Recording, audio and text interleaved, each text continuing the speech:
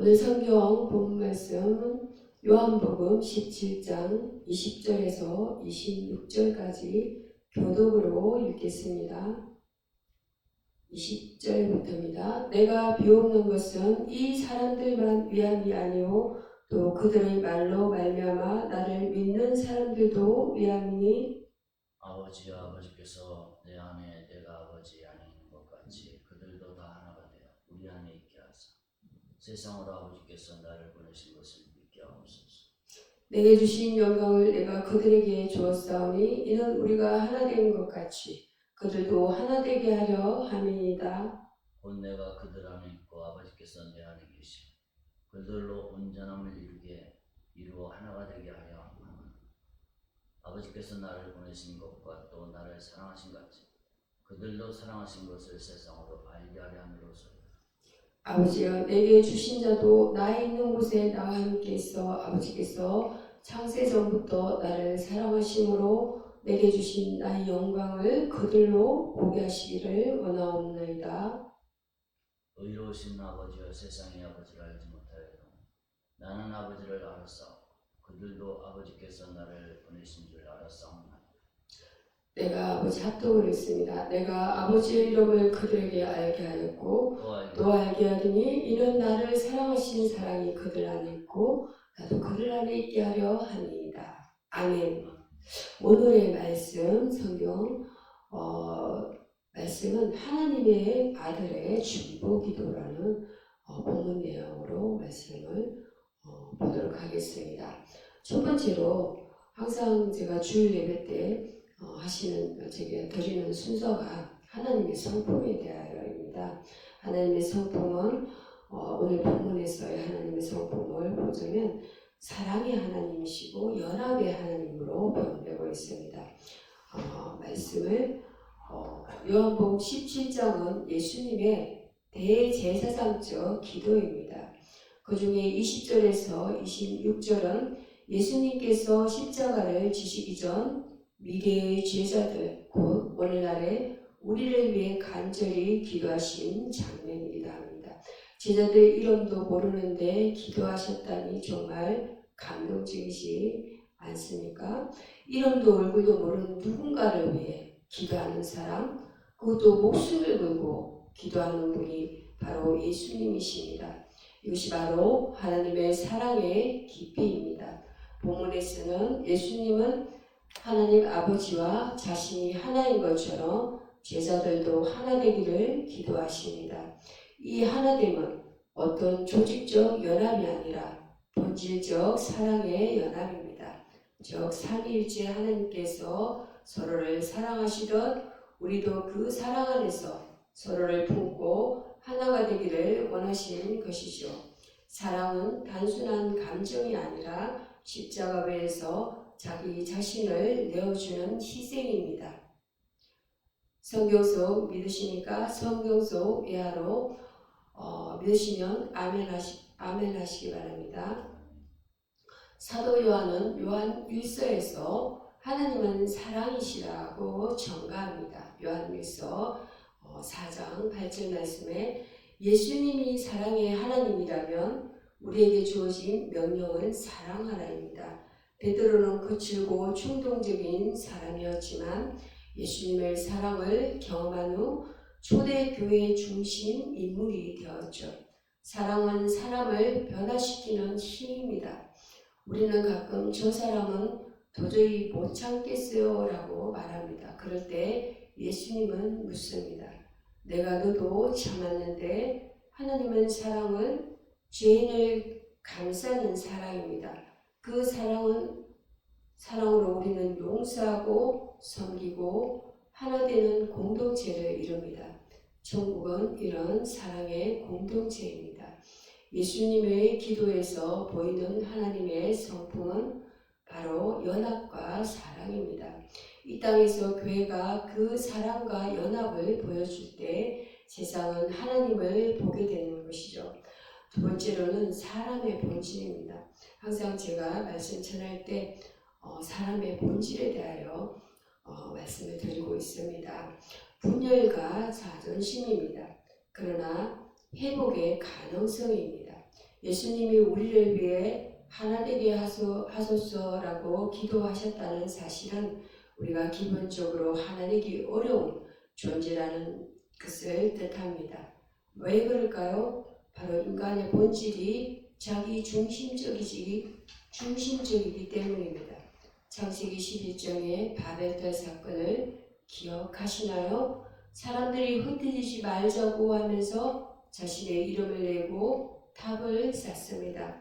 하나님의 뜻은 땅에 충만하라 했는데 인간은 자기 이름을 드러내기 위해 뭉치려 했죠. 결과는 분열이었습니다. 인간은 나와 다른 사람을 견디기 어려워합니다. 교회에서도 보면 저 사람 때문에 은혜가 안 돼요 라고 말이 종종 나옵니다. 그러나 진짜 문제는 내 자존심과 교만입니다.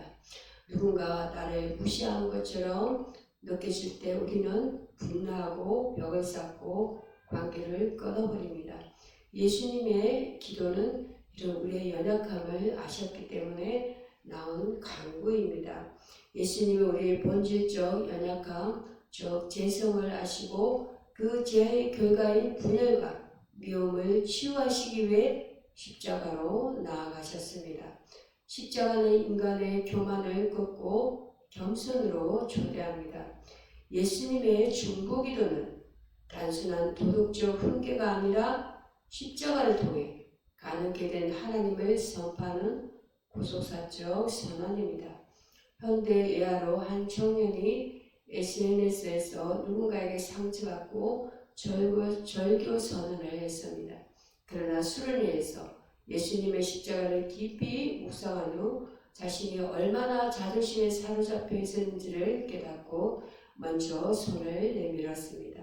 십자가는 오늘도 인간의 본질을 변화시키는 능력입니다. 우리는 원래는 하나님과 원수된 존재였습니다. 로마서 5장 10절 말씀에 그러나 예수님의 피로 하나님과 화목하게 되었고 이제는 서로 화목하게 살아야 합니다. 이것이 회복된 인간의 본질의 모습입니다. 세 번째로는 마귀의 역사입니다. 항상 제가 또 마귀의 역사에 대해서 말씀드리고 있습니다.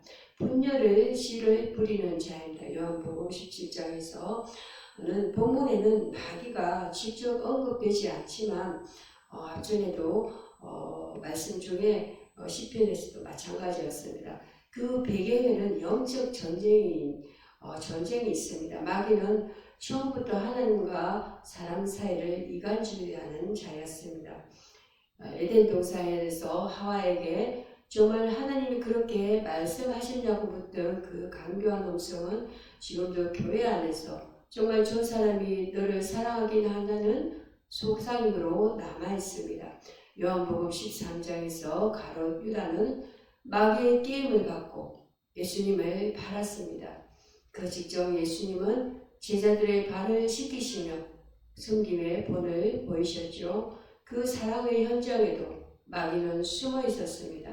오늘 교회 안에서 사소한 말 한마디 오해 하나로 인해 공동체가 갈라지고 분열되는 것은 결코 우연이 아닙니다. 마귀는 사랑을 의심하게 만들고 하나됨을 방해합니다. 그런 평화의 씨를 뽑아내고 미움의 씨를 심습니다. 그러므로 우리가 하나 되려면 단순히 좋은 성격을 가지거나 매너가 좋아서는 안 됩니다. 영적으로 깨어있어야 하고 성령님의 도우심을 구해야 합니다. 우리의 힘만으로는 마귀의 진화를 깨뜨릴 수 없기 때문입니다. 성경은 마귀를 대적하라. 야고보서 4장 7절 말씀에 그리하면 너희를 피하리라. 말씀합니다. 어떻게 대적합니까? 기도로, 말씀으로, 공동체 안의 연합으로 말입니다. 네 번째로 우리 삶에 어떻게 이 말씀을 적용하고 또 우리가 어떻게 결단해야 될 것인지에 대해서 계속 저번 시간에 이어서 계속 이어지고 있습니다. 성령의 도심을 따라 하나됨을 이루라. 요한복음 17장에서는 이렇게 말씀합니다. 예수님의 기도는 단지 과거 사건이 아니라 단지 단순한 과거에 머무르는 것이 아니라 사건에 그치는 것이 아니라 오늘 우리에게 너도 그렇게 기도하라고 도전하는 현재형입니다. 우리 삶의 적용은 분명한 것입니다. 첫째로 어떻게 저 삶의 적용을 해볼 수 있을까요? 성령의 도우심을 구해야 합니다. 하나님은 인간적인 노력이 아닌 성령께서 역사하실 때 이루어지는 열매입니다. 둘째, 자존심을 내려놓고 회개해야 합니다. 내가 용서하지 못한 사람, 아직도 품지 못한 지체가 있다면 회개하며 주님께 나아가야 합니다. 세 번째로는 용기를 내어 손을 내밀어야 합니다. 예수님이 먼저 우리에게 오셨던 우리도 먼저 화의 손을 내밀어야 합니다. 네 번째로는 교회 공동체 안에서 예수님의 사랑을 실천해야 합니다. 말보다 삶으로 사랑을 보여주는 그러한 성도가 되어야 합니다. 우리는 이 세상에서 천국을 예고편처럼 보여줄 사명을 받았습니다. 요한복음 17장 23절 말씀에 보면 교회가 하나 될 때 세상은 하나님이 어떻습니까? 살아계심을 믿게 됩니다. 이것이 성교의 핵심인 것입니다. 그렇다면 이 하나됨은 단순히 교회 안에서만 머물러야 할까요? 아닙니다. 예수님의 기도는 요한복음 17장 21절 말씀에 세상이 나를 믿게 하려 함이니이다 라고 하셨습니다. 다시 말해 하나님의 백성들이 하나 될 때 세상이 비로소 예수님이 진짜 그리스도이심을 믿게 된다는 것입니다. 그러니까 이 하나됨은 성교적 목적을 가지고 있습니다. 우리의 삶은 곧 복음의 현수막입니다. 많은 사람들이 교회를 떠나는 이유가 예수님 때문이 아니라 기독교인 때문이라는 말을 들어보셨을 것입니다. 그것이 우리의 슬픈 현실입니다.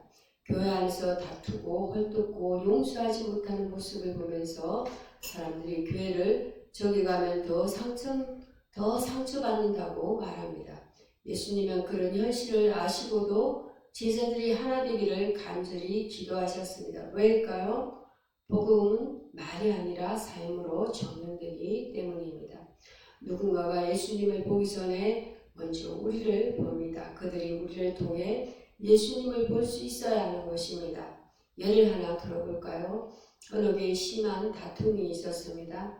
청년부 리더 둘이 갈등하다 결국 한 명은 교회를 떠났습니다. 그런데 남은 리더가 회개하며 기도하던 중 먼저 화목하라는 말씀에 순종하게 되었습니다.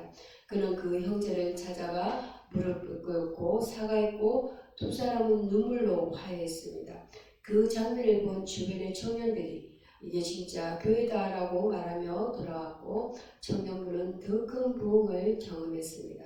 사람은 원래 자기 중심적이고 감정의 노예가 되기 쉽습니다. 그러나 예수님은 어떻습니까? 우리 안에 새 사람을 입혀주셨습니다.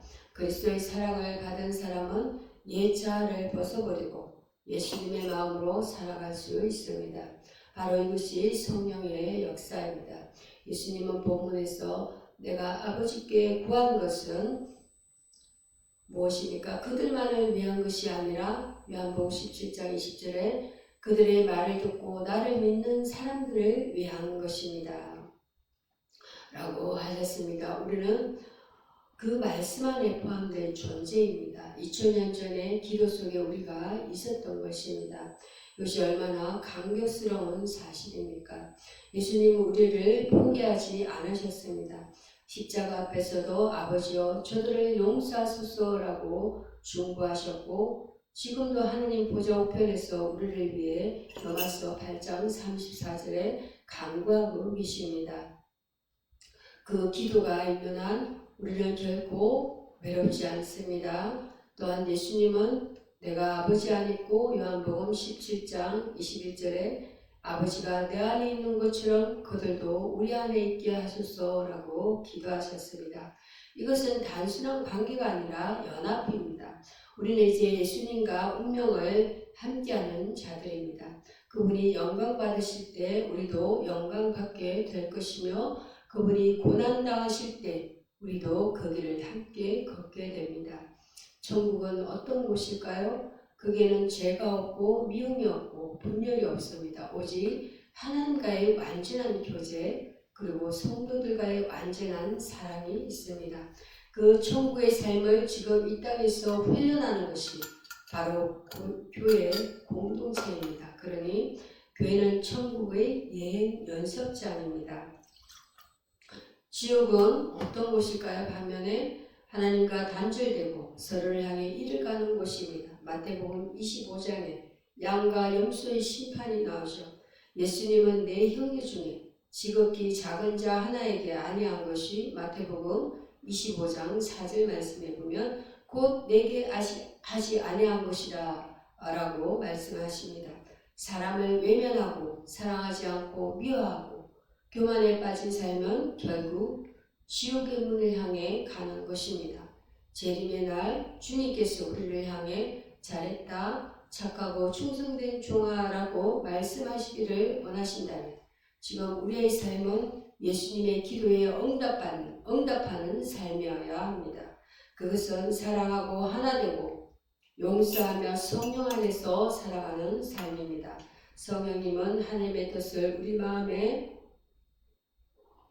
부으시는 분이십니다. 우리의 연약함도 기도할 줄 모르는 모습도 다 아시고 도우시는 분이십니다. 로마서 8장 26절 말씀 그러니 매 순간 성령님의 인도를 구해야 합니다. 우리가 회개할 때 성령님은 우리 마음을 변화시키시고 관계를 회복시키시고 하나 되게 하십니다. 우리가 회개할 부분은 분명합니다. 누군가를 미워한 적이 있는 첫 번째로 미워하는 마음, 두 번째로 용서하지 않는 자존심, 세 번째로 공동체를 외면한 태도, 네 번째로 말씀보다 감정에 따라 산 삶. 자, 이렇게 네 가지를 두고 회개해야 할 것입니다. 우리가 또 변화되어야 할 부분도 명확합니다. 첫 번째로 나 중심의 사고에서 공동체 중심으로 변화되어야겠고 내 감정의 두 번째로 내 감정의 기준에서 하나님의 말씀 기준으로 변화되어야겠고 세 번째 내가 옳다는 생각에서 내가 죽어야 한다는 마음으로 변화되어야 하겠습니다. 주님은 우리가 기도와 말씀 안에서 변화되기를 원하십니다. 그리고 그 변화는 바로 오늘 지금 시작될 수 있습니다. 우리는 예수님의 기도 응답의 주인공으로 살아야 합니다. 마지막으로 기도합시다. 사랑의 주님, 예수님께서 저를 위해 기도하셨다는 이 사실이 마음 깊이 감격으로 다가옵니다. 주님, 제 안에 있는 자존심과 교만, 분열의 씨앗들을 깨뜨려 주시옵소서. 성령님, 저를 도우셔서 용서하고 하나 되게 하소서. 예수님의 십자가 사랑을 마음 깊이 깨닫고 그 사랑으로 형제 자매를 품게 하소서. 이기심과 상처의 벽을 무너뜨리시고 하나님의 사랑으로 저희 공동체가 천국의 모형이 되게 하소서. 마지막으로 다시 기도하겠습니다. 사랑과 연합의 아버지 하나님 아버지, 예수님의 중보 기도 속에 저도 있다는 이 은혜에 감사합니다. 죄 많고 연약한 저를 주님께서 기도하셨고 지금도 기도하고 계심을 믿습니다. 제가 사람을 사랑하지 못했던 마음을 회개합니다. 용서보다 정죄를 택했던 날들을 용서해 주옵소서. 이제는 성령님의 도우심으로 하나 되기를 원합니다. 공동체를 향한 주님의 사랑을 품고 마리아는 삶으로 복음을 전가하게 하소서. 예수님처럼 낮아지고 예수님처럼 용서하며 예수님처럼 사랑하게 하소서. 제가 살아가는 자리에서 천국의 모형을 이루며 하나님의 나라를 드러내게 하소서. 예수 그리스도의 이름으로 기도합니다. 아멘.